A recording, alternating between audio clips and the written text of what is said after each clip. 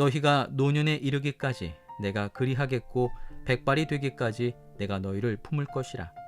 내가 지었은즉 내가 업을 것이요 내가 품고 구하여 내리라.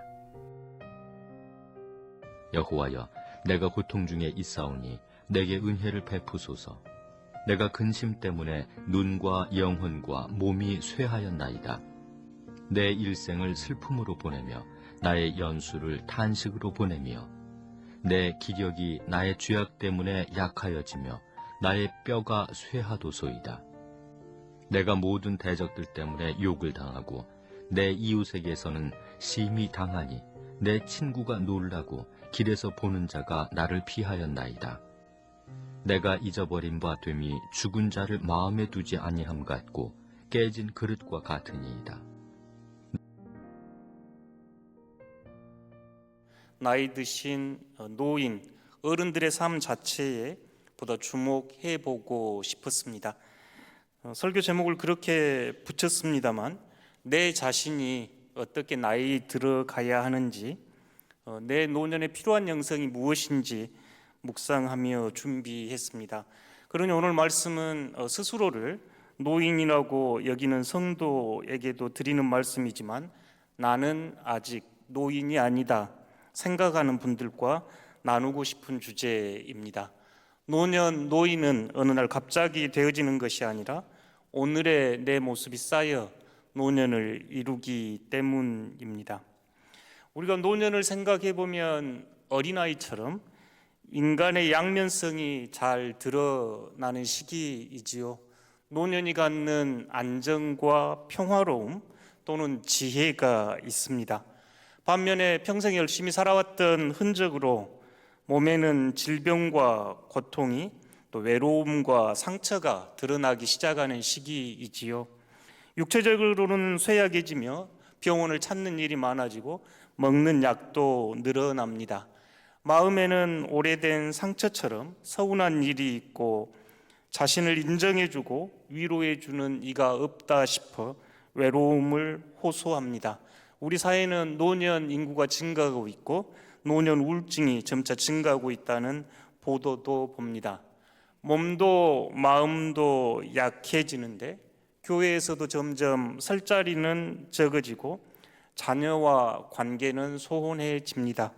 친구들은 하나 둘씩 세상을 떠나가고 하나님과 관계마저 예전 같지 못하는 시기를 저희가 맞이하게 됩니다.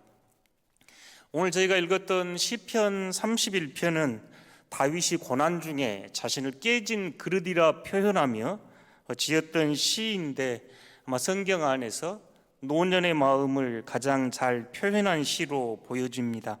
새한글 성경으로 인용하겠습니다.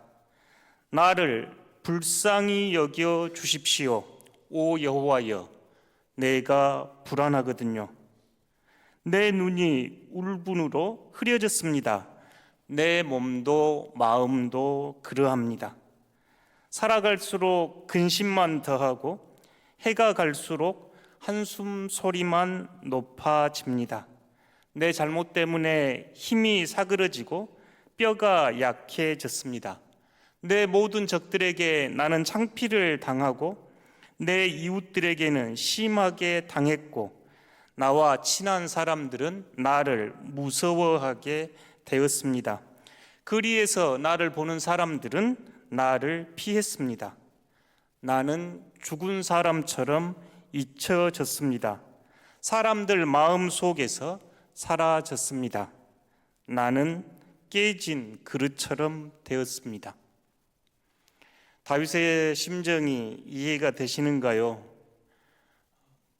아마 성경 안에서 노인의 심정을 가장 잘 표현한 부분이라 여겨집니다. 우리나라 사회에는 세계에서 가장 빠른 속도로 초고령 노인 사회로 진입했습니다. 20여 년 뒤 2050년이 되면 4분 중에 1분이 노인 인구층을 차지할 거라고 이야기합니다. 흔히 노인들이 겪는 삼중고라고 하는데 첫째는 가난입니다.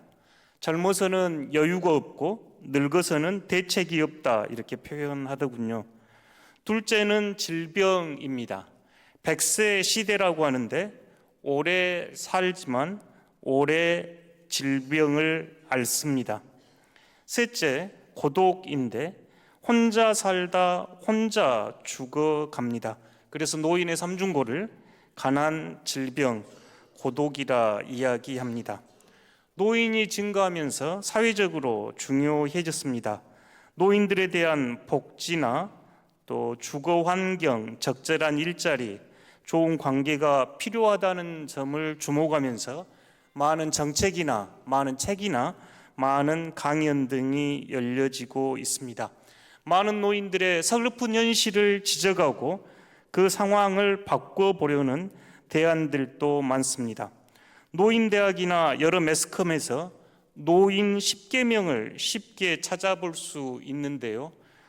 행복한 노년, 아름다운 노년을 보내기 위해 마치 성경에 나와 있는 10계명처럼 10가지를 제안하는 한 가지 예를 인용해 보겠습니다.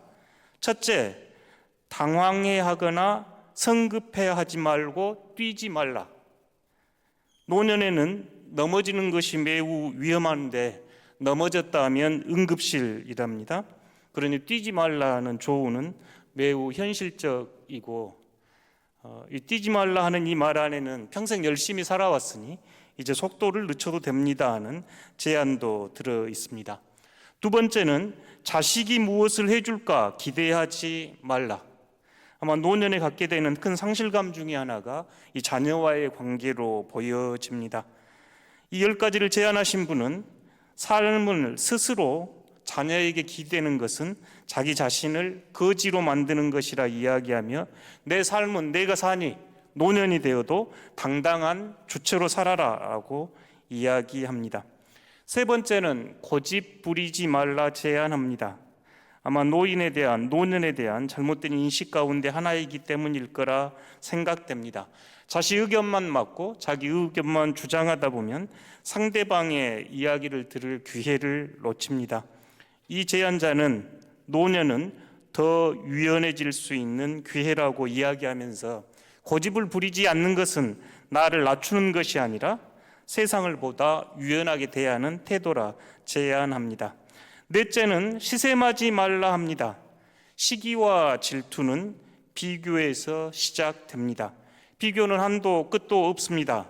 어떤 자식이 무엇을 해주었고 용돈을 얼마를 주었고 어떤 선물, 어떤 여행 이런 것으로 자신을 자랑하지 말라 하는 이야기입니다. 또 그것을 시샘하지 말라 합니다.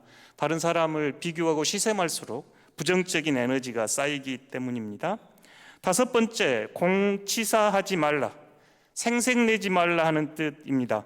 죽어도 욕 먹기에 생색내지 말라 제안합니다. 여섯 번째, 일곱 번째는 날마다 샤워하라, 날마다 속옷을 갈아입어라. 설명하지 않아도 이해가 됩니다. 깨끗한 몸과 또 속옷을 갈아입는 것은 위생뿐만 아니라 마음을 가볍게 하고 상쾌하게 지낼 수 있기 때문입니다. 여덟 번째, 많이 듣고 조금만 말하라. 노인이 될수록 입은 닫고 지갑은 열어라. 아름답고도 품격 있게 살기 위한 지혜를 담긴 말이라 합니다. 아홉 번째, 많이 움직이고 많이 걸어라. 해가 뜨면 무조건 밖으로 나가라. 건강을 위해 움직이는 것이 중요하고 걷기만 해도 병의 90%가 낫는다고 제안했습니다. 열 번째, 욕심을 줄이고 나누어 주어라. 욕심을 부리는 노인은 소유가 늘어날지는 모르지만 정작 마음에는 평화가 없기에 욕심은 줄이고 마음은 나누어 주어라. 이렇게 10가지를 제안합니다. 이 강연자는 매우 웃기고 재밌게 1시간 남짓 이 10가지를 소개하는데 저는 딱딱하게 여러분에게 전달을 했습니다. 이 10계명 안에 보면 노인들의 삶을 조금은 이해해 볼 수 있고 또 그분들이 겪고 있는 어려움이 뭔지 조금은 생각해 보게 되었습니다. 이번 주 말씀을 준비하면서 노인에 대한 책들 또 기사들 여러 가지 자료들을 읽어보면서 대부분의 내용이 재정이나 건강, 외로움 등을 공통적으로 말하고 있다는 점과 더 놀랍게는 노년에 대해서 부정적인 시각을 가지고 있다는 것입니다. 그러니까 대부분의 자료들을 보면 노년에 대해서 부정적인 시각이 많고 노년의 아픔을 강조하고 있습니다. 조금 더 세속적으로 이야기를 하면 늙는다는 것이 골칫거리가 되는 것이라는 전제가 깔려 있었습니다. 나이가 들어가는 과정은 너무나 당연하고 누구나 예외 없이 맞이할 길인데 이것을 피하고 싶어하는 현실입니다. 이 사회가 노년을 부정적으로 바라보는 한, 저희들이 나이 들어가는 것을 부정적으로 생각하는 한, 아름답고 행복한 노년을 살기 위해서 재물이나 건강, 관계 등에 더 매달리게 될 것입니다. 우리가 노년을 불행하게 바라보면 바라볼수록 더 외적인 것, 자신의 재물이나 소유, 자신의 건강이나 관계 등이 더 중요한 것처럼 여겨집니다. 부정적인 시선으로 인해 세대 간의 갈등이 있고 노년을 골칫거리로 여기기에 더 외적인 것에 시달리게 하는 것은 영적 여정에 매우 해로운 시선이라 보여지는데 우리 사회의 지배적인 시선으로 보여집니다. 여러분은 신앙을 가지고 계십니다. 신앙을 가진 여러분은 어떻게 늙어가고 어떤 노년을 맞이하고 싶으신가요? 신앙을 갖는 여러분은 노인들을 또 어떻게 바라보고 싶고 노년에 가장 필요한 것이 무엇이라 말씀하고 싶으신가요? 대부분 연금이나 건강, 관계 이야기 많이 합니다. 그렇다면 신앙인들은 다른 게 있는가요? 저희는 신앙이 주는 유일한 해답은 노년에 이르면 이를수록 하나님에 대한 믿음과 신뢰를 더 굳건히 가져야 한다는 내용입니다. 오늘 저희가 이사야 46장 말씀을 읽었는데요. 46장 3절에서 4절을 새 한글 성경으로 제가 읽어보겠습니다. 너희는 나의 말을 들으라. 야곱 집안의 사람들아, 이스라엘 집안의 모든 남은 사람들아. 여기서부터 한번 잘 들어보십시오. 어머니 뱃속에서 나올 때부터 나한테 업혔던 사람들아, 아기 집에서 나올 때부터 나한테 안겼던 사람들아, 너희가 늙음하게 이르기까지 나는 그런 하나님이다. 머리가 휘어지기까지 내가 직접 너희를 짊어지겠다. 내가 직접 만들었으니 내가 직접 안아주겠다. 내가 친히 짊어지고 구해주겠다. 아멘. 이사야 선지자를 통해서 이스라엘 백성들에게 주셨던 이 말씀, 여러분이 태어날 때 하나님 품에 안겼고 하나님이 받아주셨고 여러분 한평생 하나님이 동행하며 함께 지내시는데 나이가 들고 머리가 휘어져도 여전히 내가 너를 만들었으니 내가 너를 책임지겠다. 내가 너를 짊어지고 구해주겠다. 내가 직접 너를 안아주겠다. 아멘. 저희가 믿는 하나님입니다. 그리스도인들이 나이 들어감에 따라 나이를 들어갈지라도 머리가 휘어질지라도 그 하나님께서 나를 창조하셨고 그 하나님께서 나를 인도하셨고 지금도 여전히 나를 짊어지고 나를 책임져 주시겠다 하시는 이 하나님이 여러분의 하나님입니다. 그러기에 저희 그리스도인들이 나이 들어감에 따라 더욱 필요한 것은 하나님에 대한 믿음과 신뢰입니다. 우리 모두는 하나님의 품 안에 있다가 하나님 품 안에서 살아가다가 하나님 품 안으로 돌아갑니다. 이사야 선지자의 말씀처럼 하나님이 여러분 각자를 지으셨고 여러분을 보살피시고 여러분과 동행하시며 여러분을 짊어지고 책임지시겠다고 말씀합니다. 그런데 우리는 종종 하나님께서 우리와 함께 하신다는 사실을 깨닫지 못합니다. 홀로 애쓰고 홀로 아파하고 홀로 상처 입다 보니 하나님의 자리가 없습니다. 어떨 때는 하나님이 계신 것 같기도 하지만 하나님은 멀리 계시고 나와 무관한 것 아닌가 묻게 됩니다. 점점 하나님에 대한 믿음이 작아지니 노년에 더욱더 재물을 의지하게 되고 건강을 더욱더 염려하고 자신이 가지고 있는 걸 더 소중하게 움켜쥐려고 하고 고독과 외로움을 호소합니다. 여러분은 어떠신가요? 기독교 신앙의 가장 중심에는 하나님이 계시다이고 이 하나님께서 내가 태어날 때처럼 내가 살아왔을 때처럼 내가 나이 들고 내 머리가 백발이 되어도 내가 너를 짊어지고 너를 책임지겠다. 너와 함께 하겠다. 이 말씀에 아멘으로 화답하고 살아가는 여러분 되시기를 진심으로 기원합니다. 인생을 묵상해 보면서 노년의 영성을 묵상해 보면서 가장 떠오르는 게 수레바퀴였습니다. 수레바퀴에 대한 묵상은 헨리 나우엔의 글에서도 영감을 얻었고 또 도올 김용옥 선생이 도덕경 강의를 할 때 또 들었던 기억도 납니다. 대학생 선교회 중에 내비게이터라고 하는 성경 공부 많이 시키는 선교단체에 있는데 거기에서도 이 수레바퀴 예화를 종종 사용합니다. 인생과 신앙 여정의 수레바퀴 모습을 비유로 해서 설명하곤 합니다. 수레바퀴는 보면 바깥쪽에 큰 테두리 있죠. 바깥쪽 테두리가 있고 영어로는 rim 이렇게 이야기를 합니다. 또 가운데에는 바퀴살, 스포크라고 하는 살들이 있죠.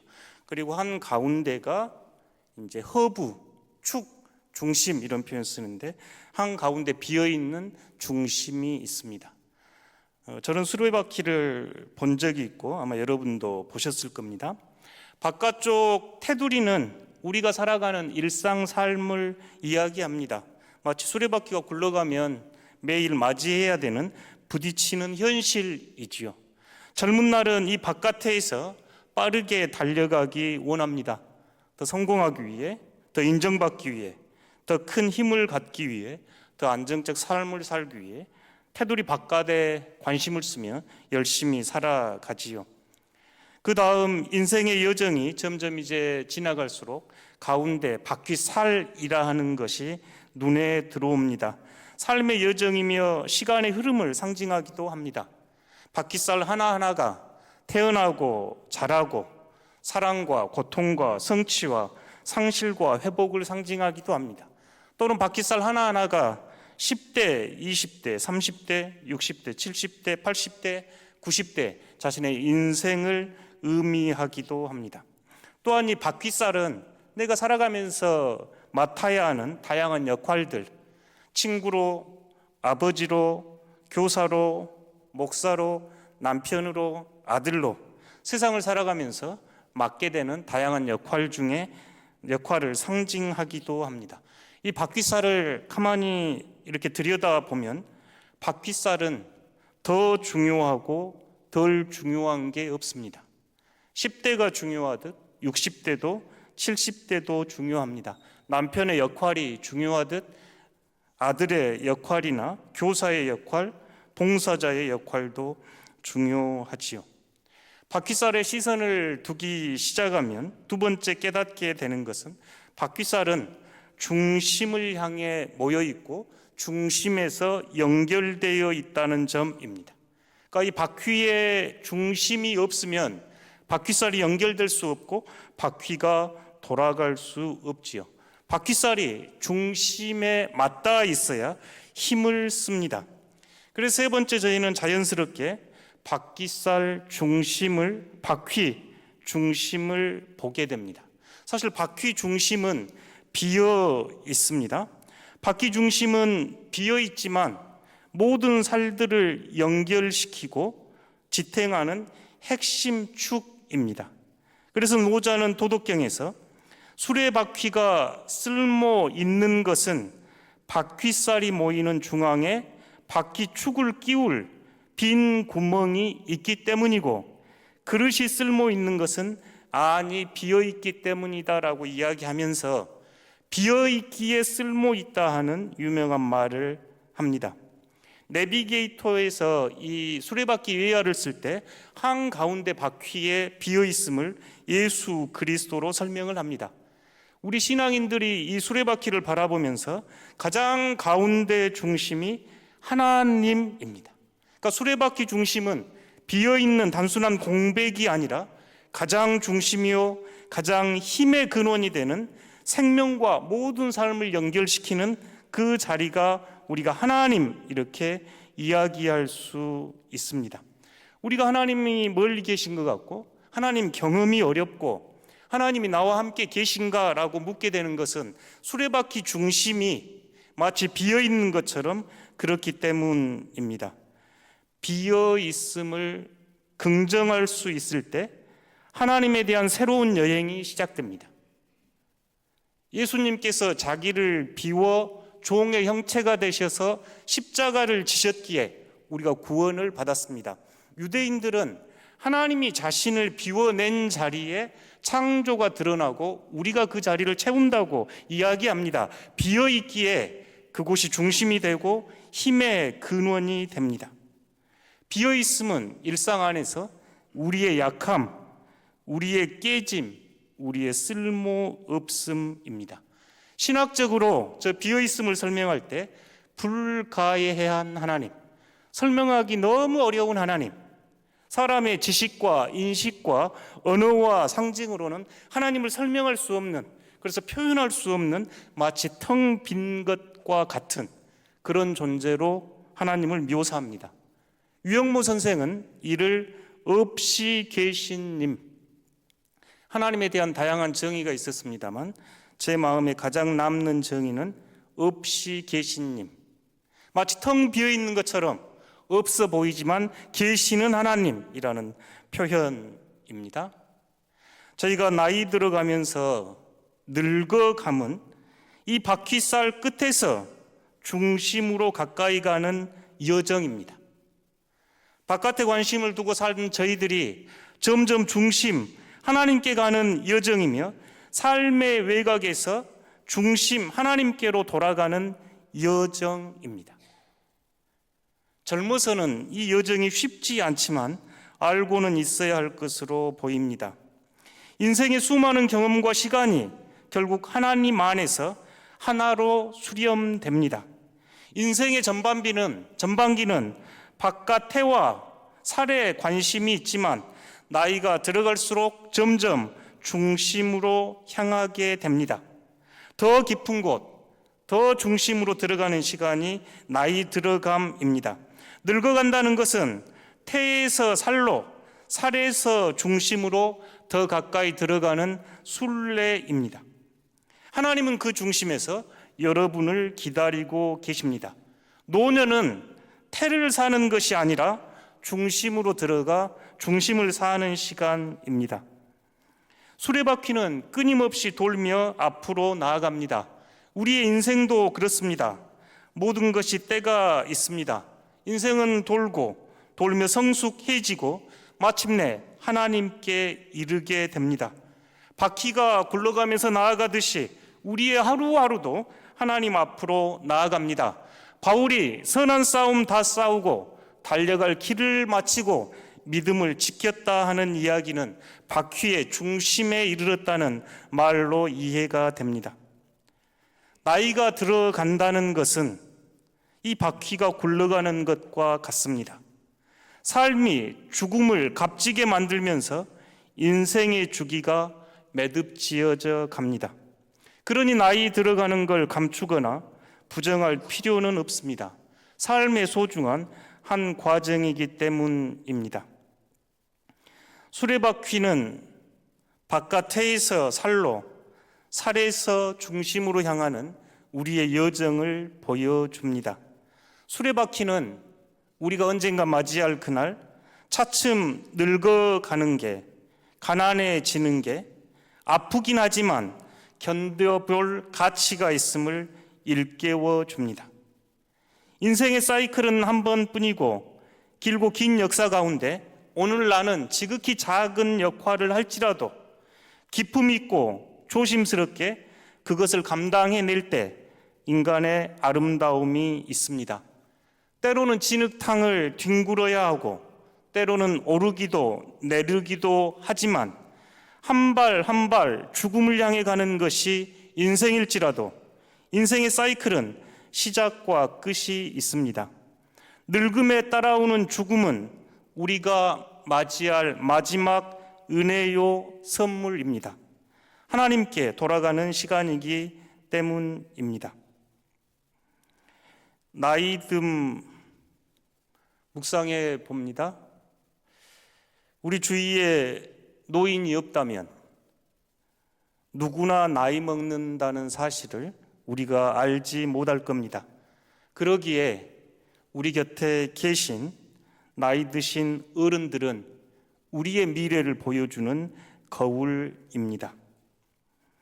어르신들의 모습을 보십시오. 너 나 할 것 없이 우리 모두는 똑같이 그 과정을 밟아갈 것입니다. 나이듦의 영성을 준비하면서 여러분께 3가지를 제안합니다. 첫째, 비워짐을 두려워하지 마십시오. 건강도, 재물도, 관계도 마치 모든 낙엽을 떨구듯 그렇게 비워져 가는 것을 두려워하지 마십시오. 비어 있으면 소멸이 아니라 완성을 향한 여정입니다. 그 자리에서 하나님이 일하십니다.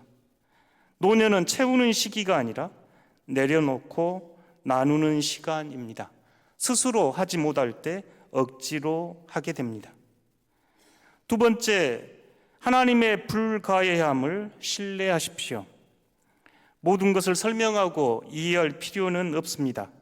하나님의 신비 앞에 잠잠히 머무는 것이 영성입니다. 바울이 사도행전 17장에서 이야기했듯이 하나님은 멀리 계신 분이 아닌 여러분과 가까이 계신 분입니다. 세 번째, 하나님의 중심에 머무십시오. 활동보다는 존재로, 말보다는 침묵으로, 계획보다는 신뢰가 더 중요합니다. 비어있음 속에서 하나님께서 여러분을 움직여 가십니다.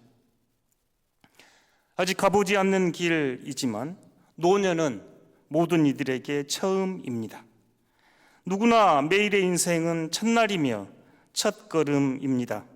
무엇 하나 처음 한 것이 없습니다. 인생에서 두 번째 맞이하는 똑같은 아침은 없습니다. 매일이 새날이지요. 새 길 아닌 것이 없지만 노년의 삶은 또한 매우 낯선 길입니다. 나이 들고 늙어가는 길은 서툴고 어색하고 불안합니다. 시리도록 외로울 때도 있고 아리도록 그리울 때도 있습니다. 처음 늙어가는 이 길은 너무나 어렵습니다. 그러나 사랑하는 성도 여러분, 수레바퀴의 중심 하나님 안에 머물러 보십시오. 하나님이 그곳에서 여러분과 함께 하십니다.